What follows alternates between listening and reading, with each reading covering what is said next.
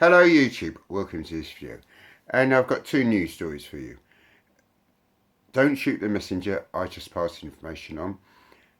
Check the articles down in the description and the two guys that sent it to me. First one, JOHAN, CHURCHILL, makes quality videos, good friend of mine, that concerns a cancer drug and it not being refunded to people who still smoke. The second one, that's the cost of it. The second one is Australian. Big thank you goes to Jeremy, Real Smoking TV, about Irish pubs, tobacco memorabilia, and it's facing a fine. Okay, the first one. In Belgium, a drug administered to patients with pulmonary fibrosis will no longer be reimbursed to those who have smoked in the last 6 months. The smoking abstinence will be controlled using a urine test. In Belgium, if you go to the doctor, there's GP, hospital or dentist, you've got to pay the cost of it. You then, that's if you're reasonably rich or the average person, you then get the cost reimbursed to you. But if you suffer from pulmonary fibrosis and get administered a certain drug, which is Nintedanib, which I put in the description, you will no longer be reimbursed. And that's in the last 6 months. And when I say smoking, this is very broad. This includes smoking cigarettes, vaping, including e-cigarettes obviously, taking nicotine chewing gum, or wearing a nicotine patch.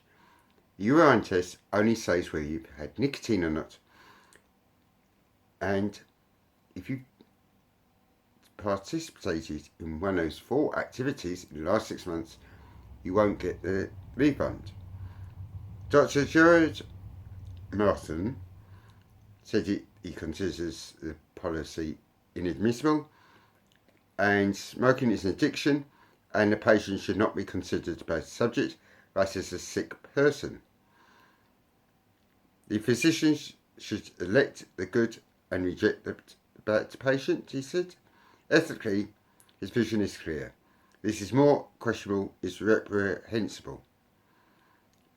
And this disease is rare. Affects about 1,000 people in Belgium, about 600 men, 400 women, and concerns the excessive lung scarring that generates progressive respiratory failure. Life expectancy, untreated, is between 3 and 5 years. This drug stabilises the cancer. And if you smoke, vape, etc., you can still have the drug, but the money will not be reimbursed to you by the government, so it's going to be very expensive. In England, Wales, Scotland and Northern Ireland, the UK, hospital treatment is free. You don't have to pay up front for it.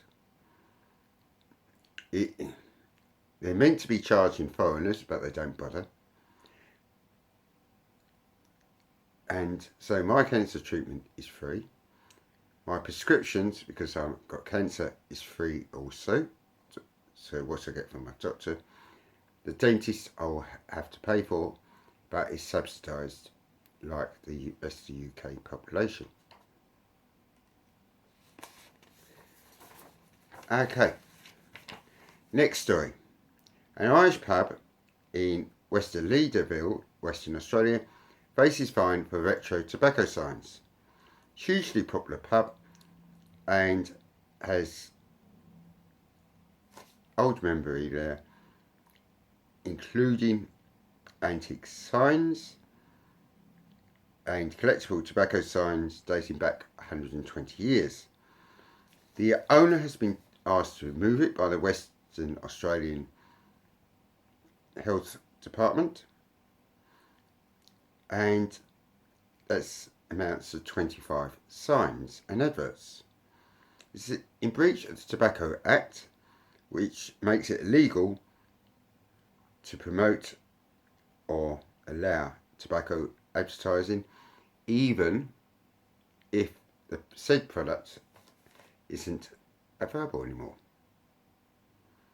So, where will the hate end?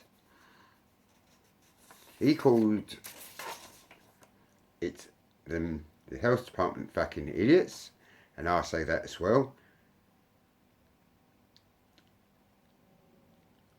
An example is counter shag tobacco, which you can't which he has an advert for, an old advert. You can't get it anymore.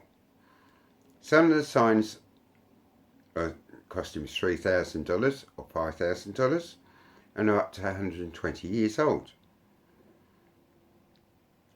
The owner can be fined $1,000, or if the matter goes to court, they can be fined up to $10,000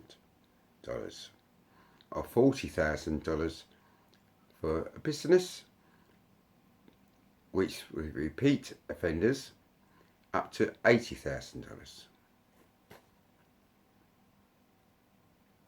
Where will the hate end? Don't shoot me. I just pass on information. Check out the two articles in the description. Also the two reviewers, JOHAN and Jeremy, CHURCHILL, Real Smoking TV, respectively. And thank you for watching. Give this video a thumbs up and stay lit.